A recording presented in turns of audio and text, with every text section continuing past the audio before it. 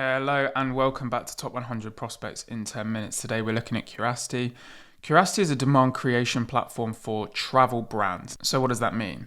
So hotels mostly, but there are some cruises. They sign up to the platform, create content, and through Curacity's partnerships, they can distribute content to publishers to help Virgin Hotels, to help Highgate, to increase revenue for whatever offer they are promoting. We also have their logos, so starting to get a picture of their customers and their ICP, and we've got success stories down here. So what we've done is we've taken those customers and we've broken them down by size, by geography, and by industry. So by size, independents, one property, we have 33%.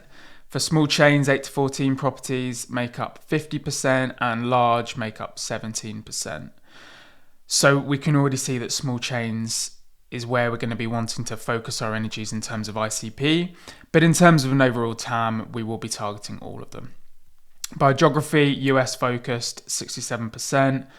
33% international multi-region. So again, it makes sense to focus on US because we can focus resources narrowly rather than spread across a bunch of different countries.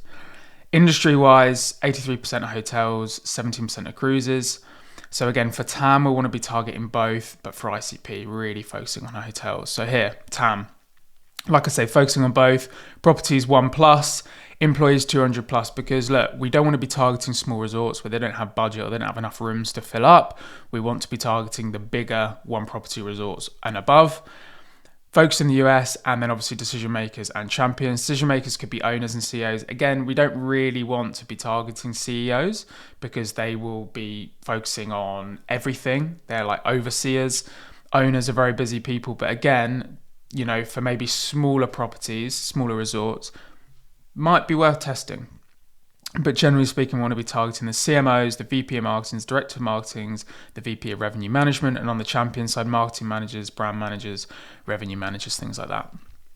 So then in terms of ICP, really focusing on hotels, focusing on the best slice, which is small chains, 8 to 14 properties, employees between 200 to 1,000. Now, if we find a really strong lead that's 1,500 employees, are we going to say no to them? Absolutely not. I'd still class them as ICP. Okay. Geography US, and then obviously decision makers and champions.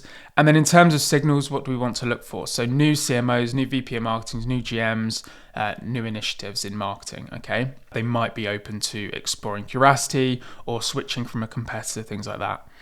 Marketing team expansion, okay, if they're investing in marketing, they may be open to investing in tools and software.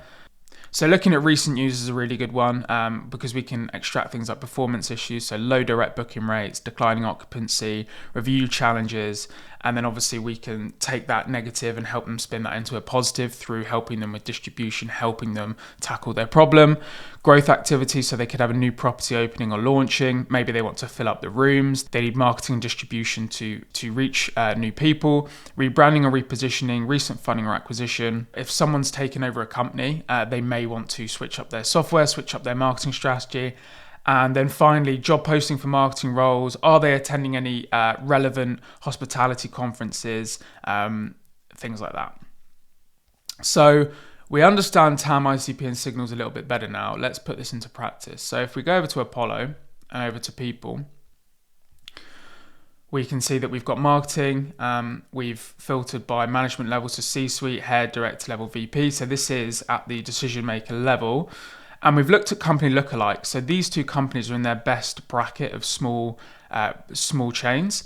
So Viceroy Hotels and Resorts and Virgin Hotels.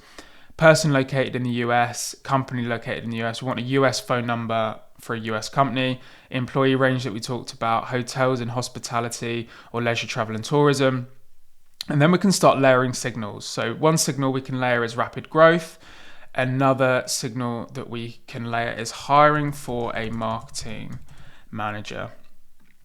Okay, so there's two separate lists there. And what we can then do, if we want to just build out that list a little bit more, is remove the company lookalikes and use the same signals. So marketing manager, rapid growth. So it's 4 lists in total.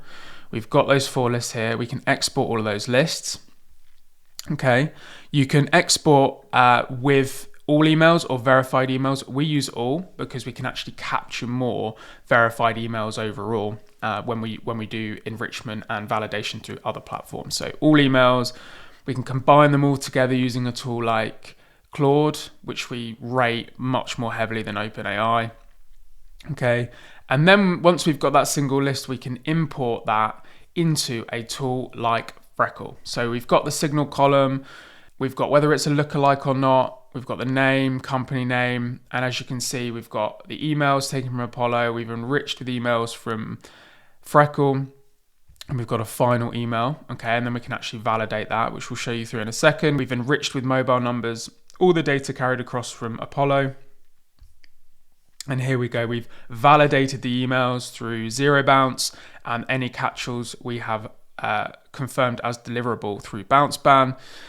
And now finally we're doing an extra validation filter, because Apollo is great, but sometimes it gets it wrong and we want a super clean list. So what we've done here is we've taken lead data, but also company data, and gone, is this ICP, and would they be open to purchasing Curacity?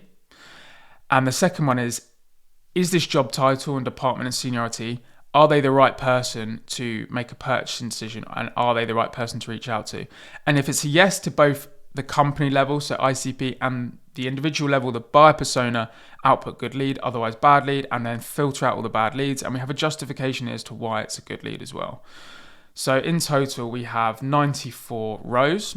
We can export that list. What we like to do as well, as another layer of validation, is throw that list into Claude, where we've done all of our research on that company, and say, look, are there any issues with this table? Can you please validate? So another layer of validation. Okay. And so once we've done that, we can import that into Google Sheets. So then we can start to think from a messaging perspective, rapid growth. So, hey, notice Chatham Bars Inn are rapidly growing their team. You know, as you grow, you've got more people, pressures on payroll. Are you thinking about new marketing channels to help alleviate that pressure? Probably a little bit negative in terms of how I'm wording this, but you could word this a little bit differently if you spend a little bit of time. But you can see we've actually got a reason to reach out to someone. Okay, they're growing their team. They probably want to have more marketing and more revenue to accompany that. They might think about using Curacity to help with that problem. We can also think about hiring a marketing manager. So, hey, Garvey, noticed Peregrine Hospitality are hiring for a marketing manager. What are the priorities for this new marketing manager? Are you looking to explore new channels? Happy to have a chat about some potential ideas if that helps. Question mark, something like that. But see, we've got another angle for reaching out. And we've also got this lookalike column as well. So there's our data. I hope that helps. If you have any questions at all, please leave in the comments and I will get back to you as soon as I can.